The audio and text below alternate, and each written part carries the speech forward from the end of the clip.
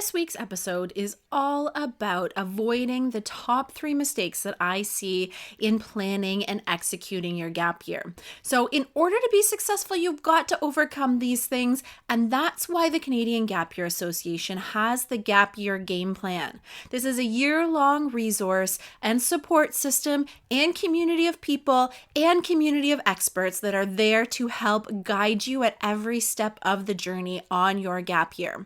It is the one resource that will take you from planning your gap year through to executing, staying accountable, making sure that you stay motivated throughout your gap year, and that you are going to maximize every possible experience.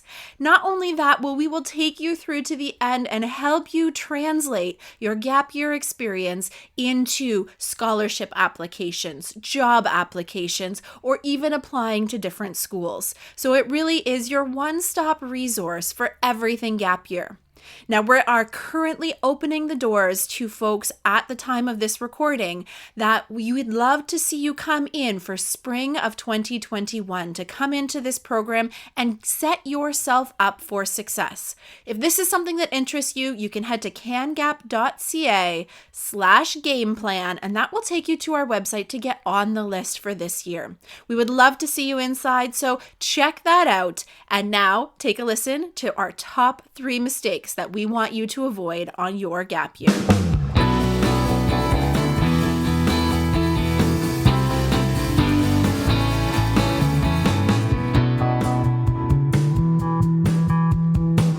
Welcome to the Gap Year Podcast, where we explore the who, what, where, when, and why of gap years. It's real people sharing their stories, ideas, and experts diving deep into how you can make the right decisions in order to have a meaningful gap year. This is the place to be no matter where you are on your gap year journey. I'm Michelle Dittmer, your resident gap year expert. Let's jump right in.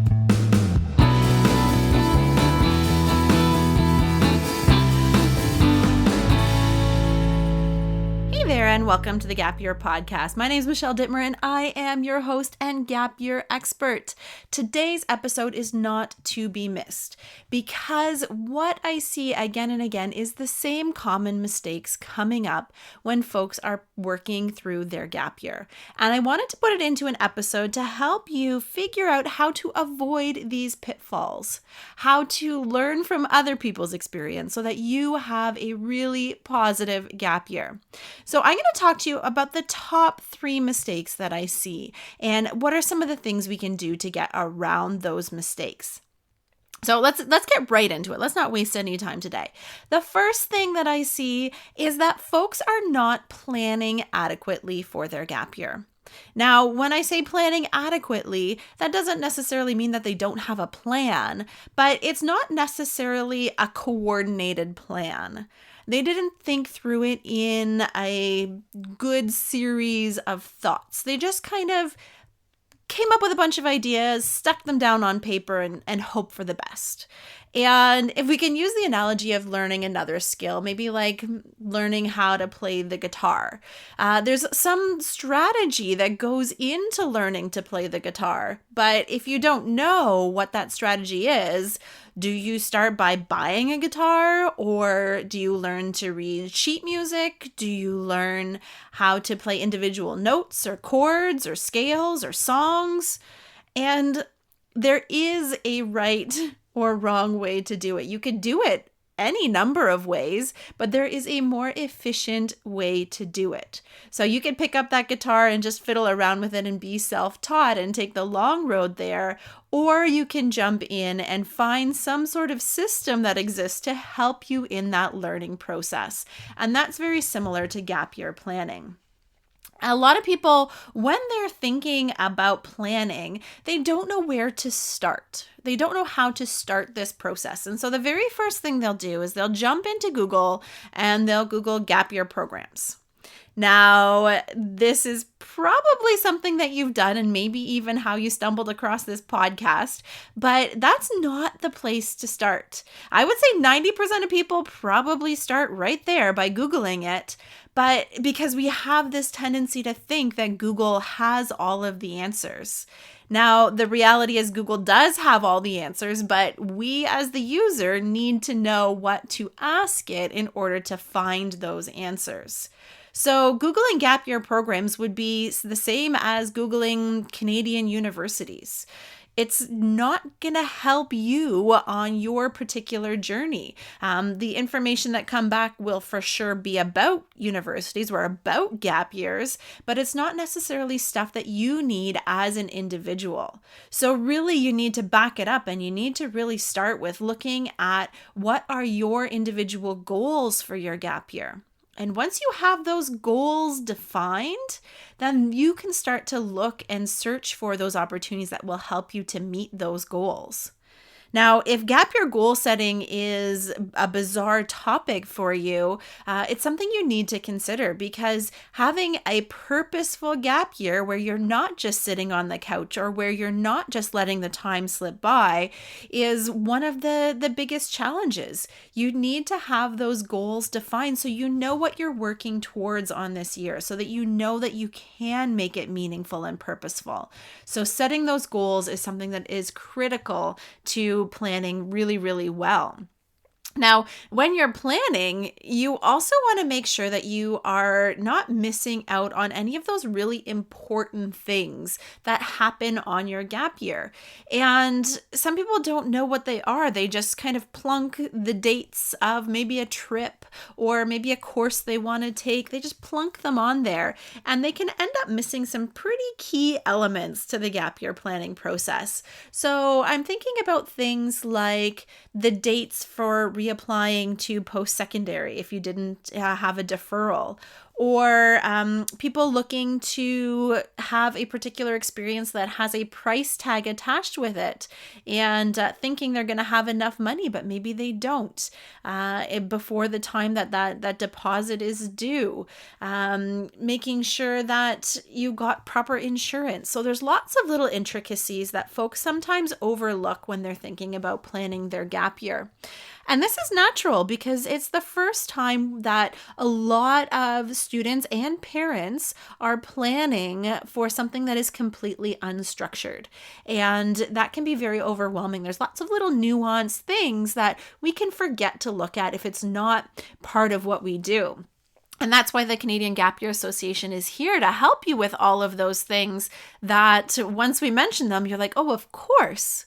Of course I need to think about that. Of course I need insurance, but it's not something that was front of mind for me because you're not the gap year planning experts. We are. So lean on the supports that are out there and get that information so that you're not missing any of those key pieces.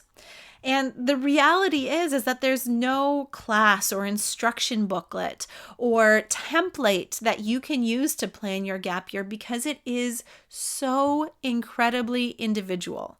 And that is both a blessing and a curse. A gap year is perfect for you because you get to design it from the bottom up. But the challenge is that you can't just rinse and repeat and pick up somebody else's or plug in 3 things and then you've got this beautiful customized gap year. I can't give you a formula. It's based off so many things. It's based off the reasons why you chose to take a gap year in the first place. It's based off those goals that you set for yourself, and it's based off your personal situation. Where do you live? What is your budget? Do you have to earn money in order to pay for post-secondary afterwards? Do you have a health concern that's restricting some of the things that you can do? All of those things factor into creating a really great gap year plan. And so that's the reason why you won't see a one-page document that we have on planning your gap year, because it really is more of an iterative process. It is something that you need to be guided along with some reflection on your part and some research on your part. And really what we do at the Canadian Gap Year Association as part of the Gap Year Game Plan is give you a step-by-step support system to get that plan in place. So it's not a formula, but it's guidelines to help you figure it out. And that is part of the beauty of it, is that you are developing skills that are going to serve you for the rest of your life in terms of setting goals, figuring out what the right opportunities are that exist, and making sure that you are crossing your T's and dotting your I's so that you can reach your own goals in the end. So really, that is the first step in the Gap Year Game Plan, which is the Canadian Gap Year Association's signature program. And it's all about helping you to plan your gap year and plan it properly. We want you to set the right goals. We want you to find the right experiences. And we want you to make sure that you're not missing out on any of the key details that are going to make this year epic instead of just meh. Okay, we really want it to be an amazing year for you, and that's what that part of the Gap Year Game Plan it will be for. And the reality is that it's going to take away that overwhelm. It will build confidence that you're doing it right because you're following along with expert support, that you're going to be doing it the right way, and that plan is going to be robust, and that plan is going to help you move you forward. And you're not going to be wasting time figuring out how to do it, or even letting your gap year slip away. We'll do that at the very beginning of your year, whether that's this spring and getting you set up for an amazing summer and fall, or whether you're starting your gap year planning process in the summer or the fall, and we'll get you set up. But we really want to launch it with confidence, and we want to launch it with a plan that is going to set you up for success. So there you go. That is mistake number 1, is not adequately planning for your gap year. Now, the second mistake that I find often surprises people. And the reason it surprises people is because for most of our life, we are in a situation where we are surrounded by potential friends. And I say this in school. Every year you show up and there are hundreds of people your own age that are potential friends for you. And once we grow up, that changes significantly. And we have to find our own social circles, and we have to find new friends. And so that's this mistake number 2 that I see, is not building a community while you're on your gap year. And in the absence of community, some gappers tell me that they feel lonely or they feel disconnected. They maybe are watching their peers go off to school and meet new people and build community at those schools. And while your year might be full of really great experiences, in the absence of friends and community and people who get it, that can feel very isolating. And that's not the goal of the gap year. We want you to move forward. We want you to have these incredible experiences, but we don't want you to do that completely alone, because we are social beings, and we're not asking you or suggesting that you should make a zillion new besties, but you need to be surrounded by people who understand what you're going through, and people beyond your parents and people beyond your friends that went off to post-secondary, because you're experiencing something very, very unique. So I think it's really an opportunity to help you find your way and not just get lost and alone and in your basement, which is a fear for a lot of people thinking about a gap year. You really need to build in opportunities into your gap year to meet new people and to stay social. You really have to take an active role in making friends, maybe in the workplace. If you're looking to find a job on your gap year, you need to be active in connecting with different generations, because you're moving from a system where your peers have all been the same age or within a couple of years. Now maybe you're volunteering at the local soup kitchen and you're volunteering with folks who are 2 or 3 decades older than you. So learning how to navigate those different types of relationships, and finding people in clubs or volunteer positions that have similar values or want to support the same cause that you do. Those are all really incredible ways to stay connected to other human beings. So on a gap year, sometimes I hear these young people saying that they feel like they're the only person on this journey because it is the road less traveled, and that can be overwhelming, to feel that sense of loneliness or that you're the only one doing this. While we want to be unique and we want to have these incredible experiences, there's also confidence that comes along with being aware of other people who are on a similar journey.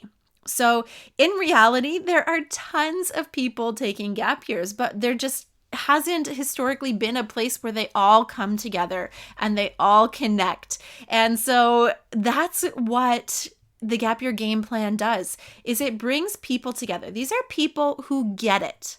These are people who know what it's like to experience FOMO in September when all your friends are going off.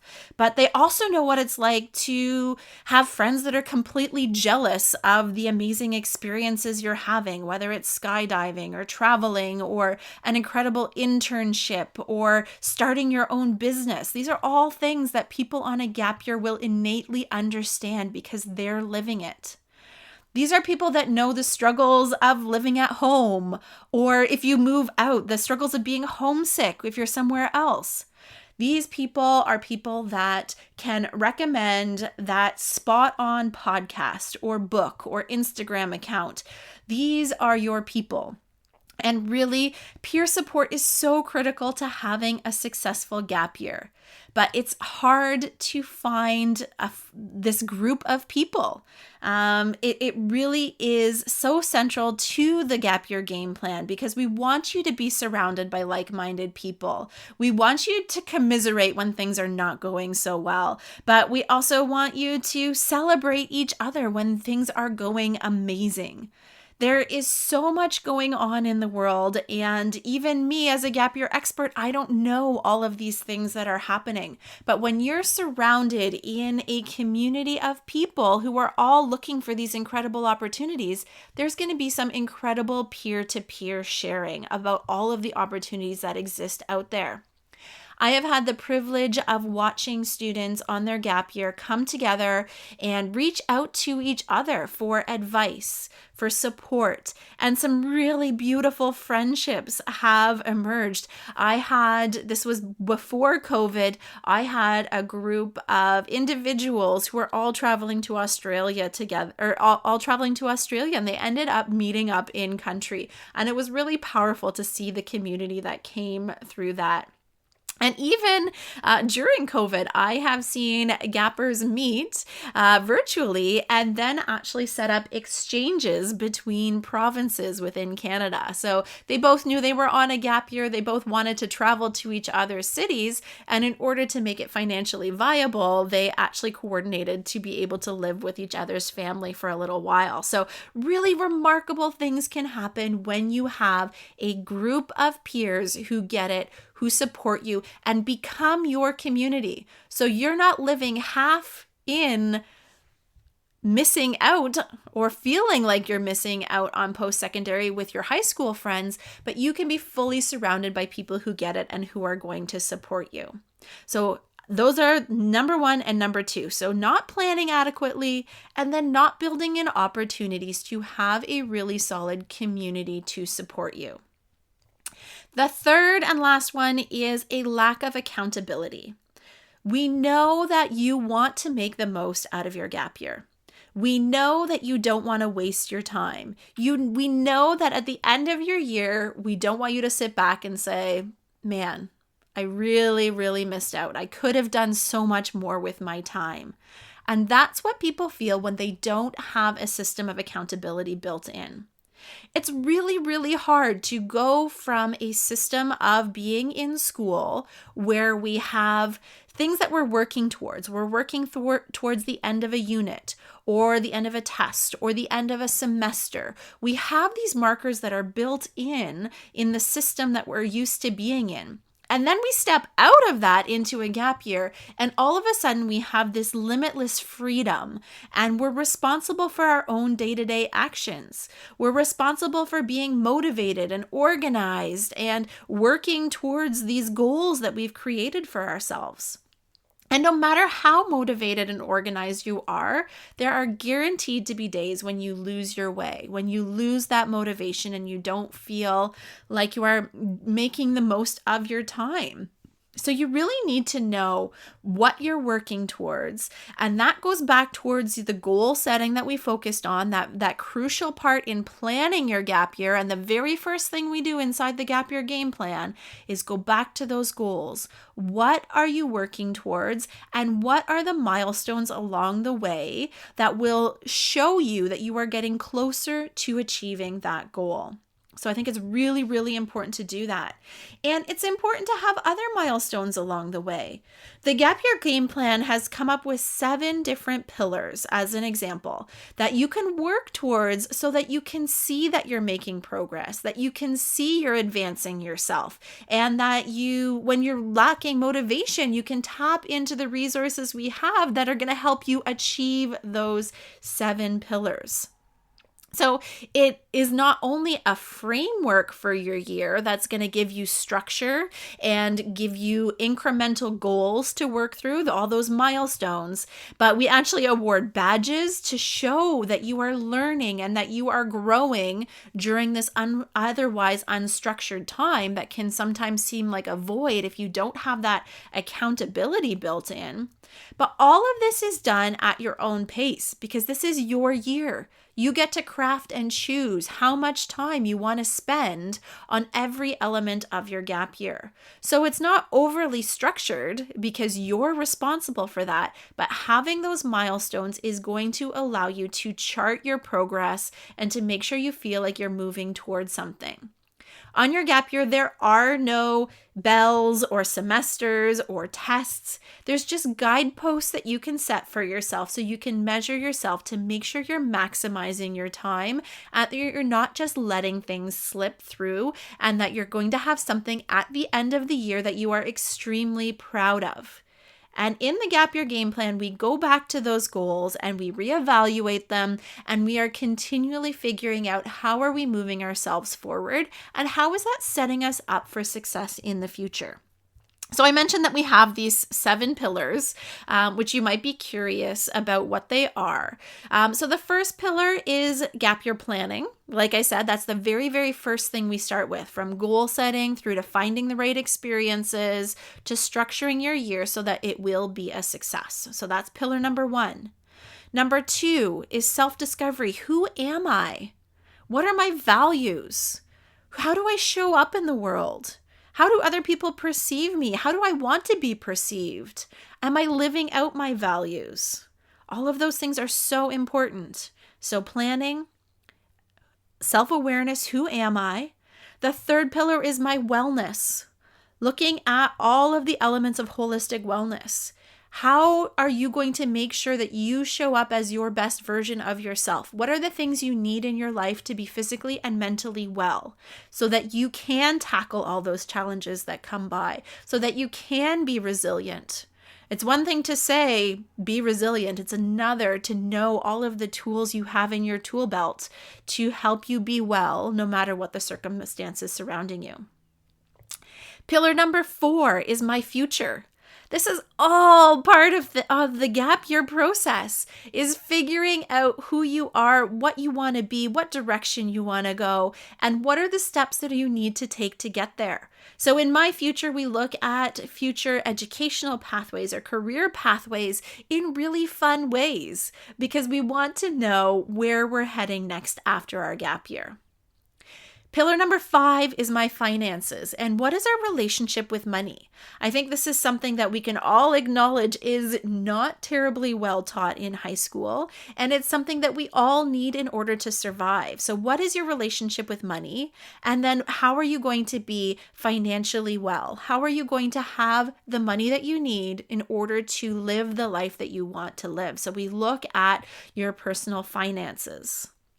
The last two pillars are really, really fun. We've got an independent project. Now, this is where you get to take all of the skills that you have, all of your interests, and combine them together to make the world a better place in some way.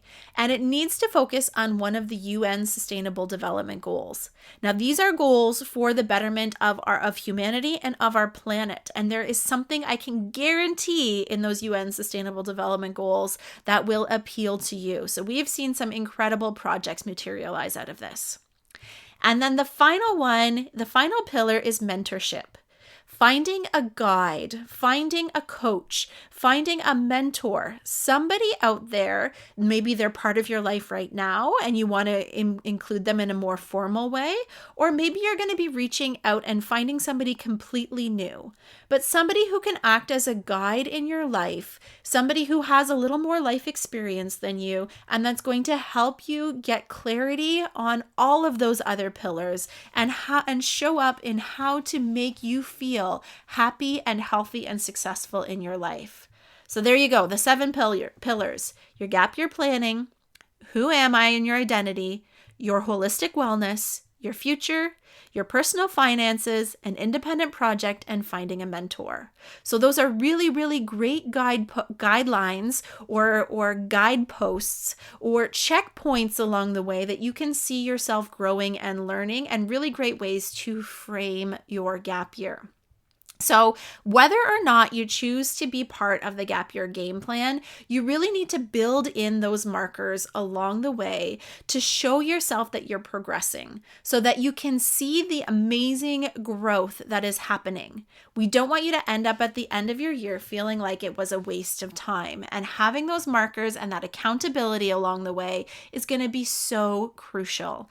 And it's just going to be such a powerful tool for you to be able at the end of your year to stand back and look and be proud of your year, to feel accomplished, to feel that you've got brag-worthy stories. You have skills to put on your resume. You've got memories to last you a lifetime and friendships that are going to endure. And there is so much value to that. And that is why we put together the Gap Year Game Plan. Now, if the Gap Year Game Plan is something that has piqued your interest, I highly recommend you head to the CanGap website, cangap.ca/gameplan, all one word, and check it out. It'll take you through all the amazing things that we have inside of the program. Everything from a Discord server to stay connected with your peers, to resources for all of those 7 pillars, and some incredible experts that come in on a monthly basis to take you through all sorts of workshops, as well as social opportunities to stay connected with other gapping peers. So it's such an incredible opportunity and really ticks all of the boxes to help you avoid those top 3 mistakes, as well as just building your confidence and knowing that you have the support of the Canadian Gap Year and all sorts of experts along the way that are going to make sure that you are maximizing this journey, and that at the end you are going to look back and just confidently say that it was the best decision ever to take a gap year and to enroll in this program. So again, check it out, cangap.ca/gameplan. We have a cohort that comes in the month of May, which is an incredible time to come in because you can get planning and have most of your gap year planned out. So you can be part of those conversations in June about your plans for post-secondary. And in September, when everybody is heading off, you've got something incredible planned for yourself. So we've got a group coming in May. You should definitely check that out. So if you're committed to a gap year, this is probably the best time to get in. You're going to get all sorts of bonuses by getting in there early and getting access to gap year planning tools in the springtime that will just launch your gap year with so much incredible enthusiasm and success and will set you off on the right foot. But if you're not quite ready to commit right now, we are going to have other intakes that are going to happen later in the year.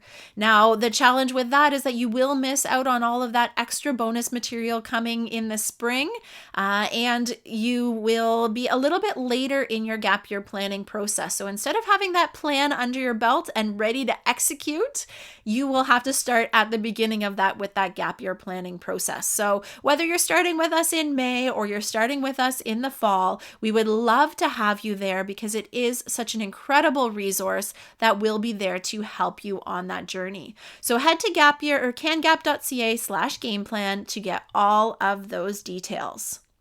Now, I wish you all of the very, very best luck in your gap year planning process and executing the most amazing gap year possible. So whether you're joining our program or you're doing it on your own, stay tuned to all of our upcoming episodes because we're going to have some more incredible tips for you for planning and executing an epic gap year. So until next time, my friends, keep on adventuring.